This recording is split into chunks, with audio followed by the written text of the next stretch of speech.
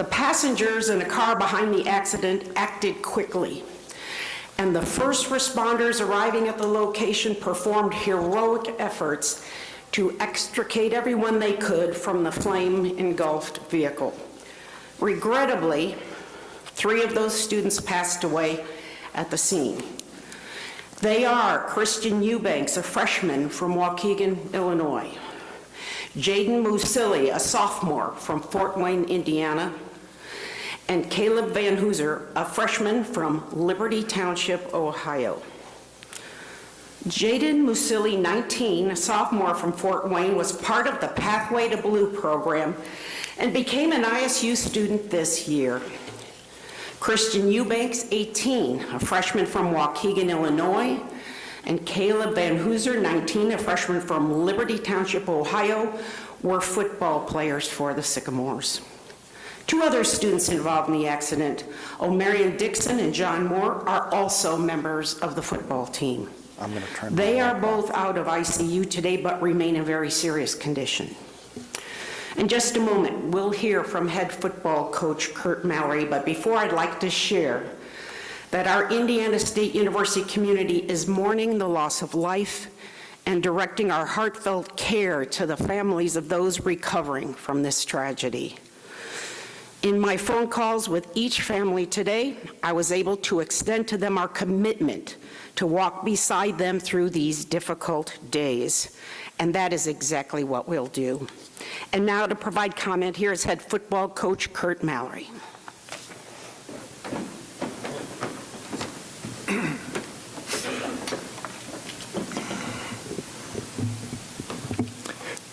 Good afternoon.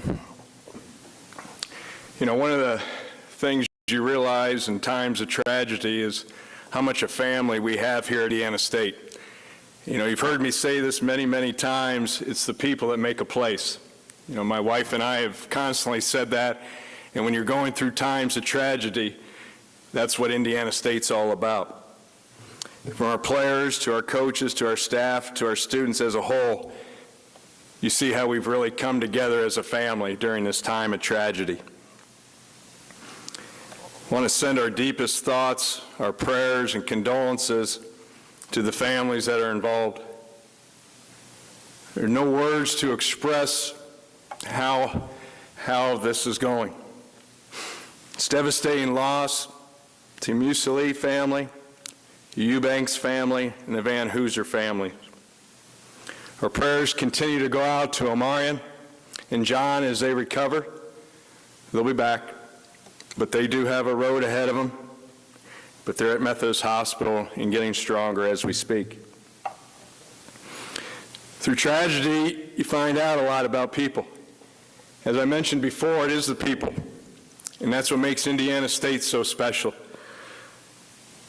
We're very humbled and honored of the outpouring love and support that we have received here within our football program through this time.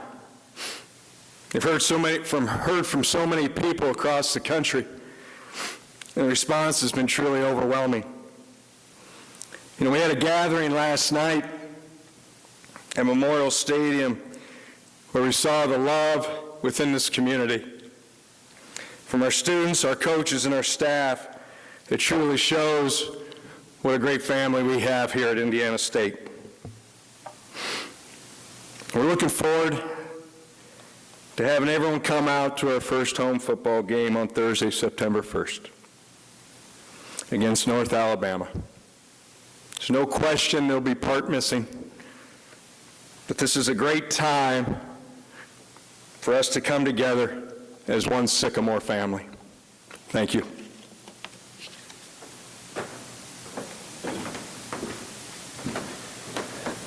At this time, we're going to go ahead and open up for questions for head coach Kurt Mallory. I do want to go ahead and provide the disclaimer that although everyone may have questions, we may not get to everyone at this time, but we will go ahead and open it up for questions.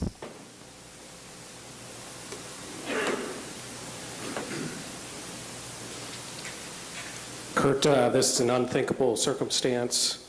How did you process it yourself when you first heard about it, and then when did you decide the approach was in informing your team of such a tragic circumstance.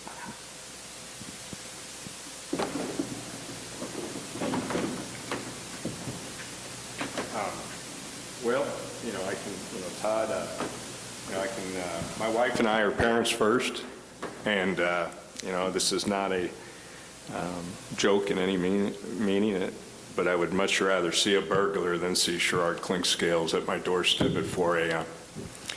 And when I saw Sherrard, I knew right away it was either my son for my immediate family or someone from our Sycamore family. So the unthinkable, can imagine the fear that my wife and I were going through. And, after going through, settling down, Sherrard was, and his wife were with us. And we've gotten through this together. And it's been a difficult time, and that's what's gotten us through it. Are the people here at Indiana State, the coaches, and the players.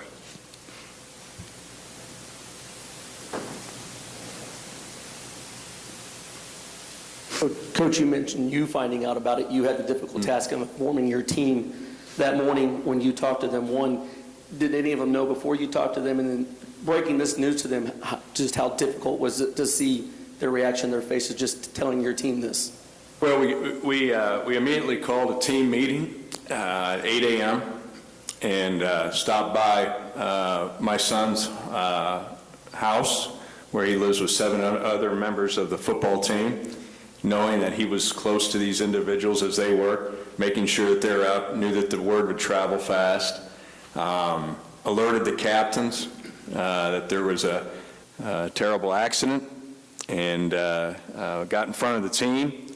And obviously you can, the feelings were unimaginable when the news was broken to them. Another question for you.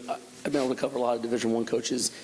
You're out there near the top of a family, man. I know how important your family is to you. I know how you treat the athletes you have. Have you had a chance since this has happened just to take a step to the side? And I know you treat your players like your sons and reflect on this and how hard this has hit just you. I've had a little bit of downtime from, driving. My wife did the driving to the back and forth to the hospital. So, a little bit. But, that's why, it's the people that make this such a special place. And, I got a great staff. I hired a staff of, they're good football coaches, but they're better men. And when I hired them, I knew what kind of husbands they were, I knew what kind of fathers they were, I knew what kind of teachers they were. And I knew how they would handle being around these guys. We need each other during this time. And my staff has done an unbelievable job being around these players. As I went to the hospital yesterday, they went to the dorms. And they were with these young men up in the dormitories. And they need them. They need each other. And that's what's getting us through it right now, is each other.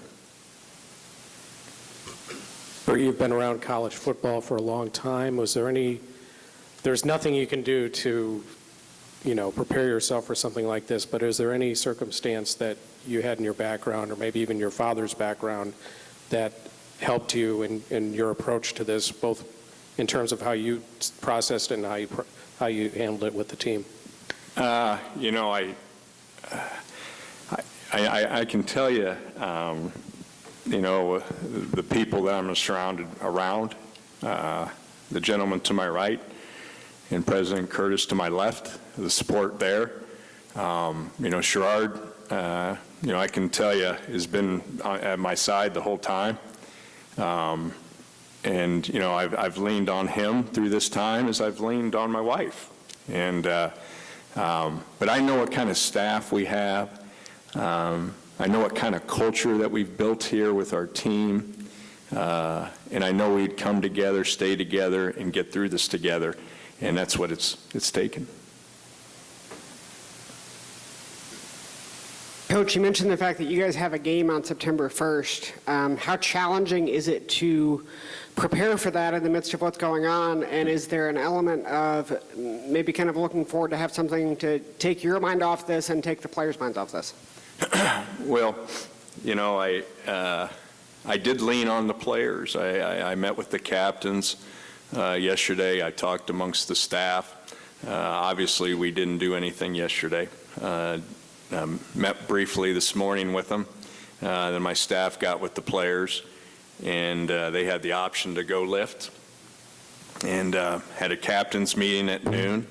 And, you know, we came together as the best thing to get going, take one step in front of the other, and move together. And we'll get back on the football field tomorrow, give an introduction to North Alabama, our first opponent, and then progress to more practice as we get closer to game time.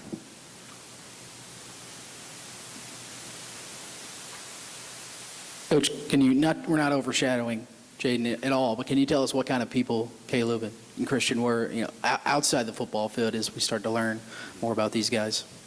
Yeah, you know, obviously both young men are fine young men. You know, just feel so, our thoughts and prayers go out to their families.